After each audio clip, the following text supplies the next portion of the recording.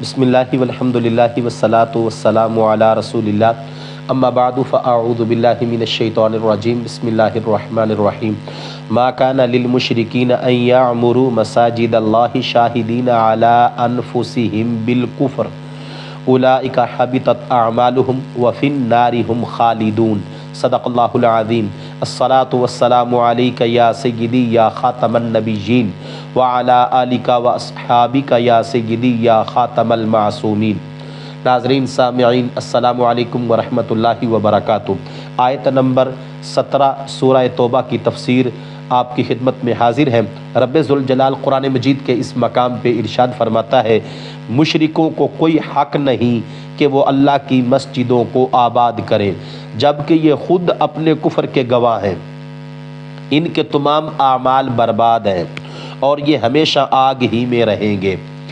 اس آیت کا شان نزول یہ ہے کہ جس وقت قریش کے کئی سردار بدر کی لڑائی میں گرفتار ہو گئے تو حضور اقدس صلی اللہ علیہ وآلہ وسلم کے جو چچا تھے حضرت سیدنا عباس رضی اللہ تعالی عنہ، یہ ابھی تک مسلمان نہیں ہوئے تھے، تو ان گرفتاروں میں یہ بھی تھے۔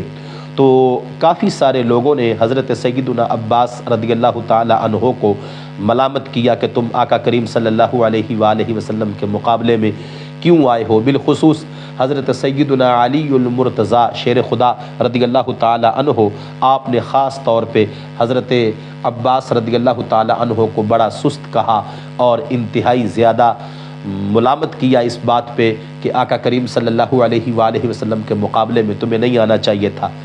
اب یہ ساری باتیں سن کے حضرت عباس رضی اللہ تعالی عنہ کہنے لگے کہ آپ ہماری برائیاں تو کرتے ہو لیکن ہمارے کچھ اچھے کام بھی ہیں تو ان کو تم بیان نہیں کرتے۔ تو حضرت مولا علی پاک نے آگے سے پوچھا کہ وہ کون سے اچھے کام ہیں جو تم کرتے ہو۔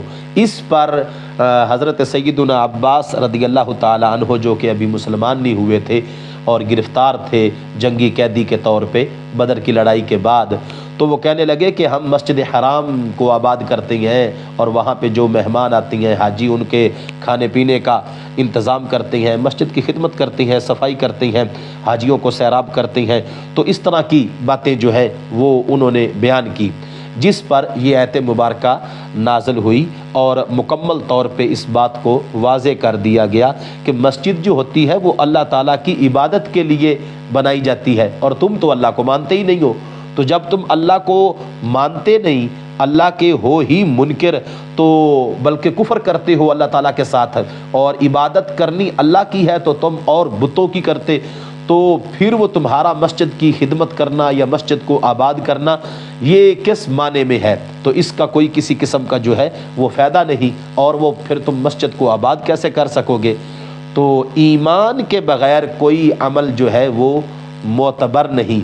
تو حضرت سیدنا عباس رضی اللہ تعالی عنہ جو کہ آقا کریم صلی اللہ علیہ وآلہ وسلم کے چچا ہیں، ان کے اور حضرت مولا علی اور دیگر صحابہ کرام کے آپس کے مابین جو گفتگو تھی، اس گفتگو کے لحاظ سے یہ آیت مبارکہ جو ہے وہ نازل ہوئی۔ یہاں پہ اس بات کو بھی ذہن میں رکھیں کہ مسجد کو آباد کرنا اس کے دو معنی ہیں۔ ایک تو ہے نا کہ مسجد کی تعمیر کرنا اور اس کو بلند کرنا، پھر اس کی مرمت اور اس کی خدمت، ایک تو یہ ہے۔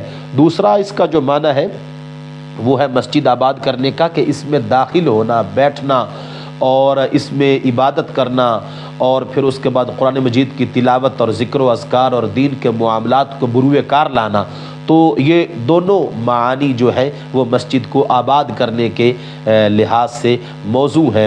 دعا ہے کہ رب ذوالجلال ہم سب کو سمجھنے کی توفیق عطا فرمائے اور مسجدوں کو آباد کرنے کا ذوق شوق، اور رب ذوالجلال ہم سب کو جذبہ عطا فرمائے۔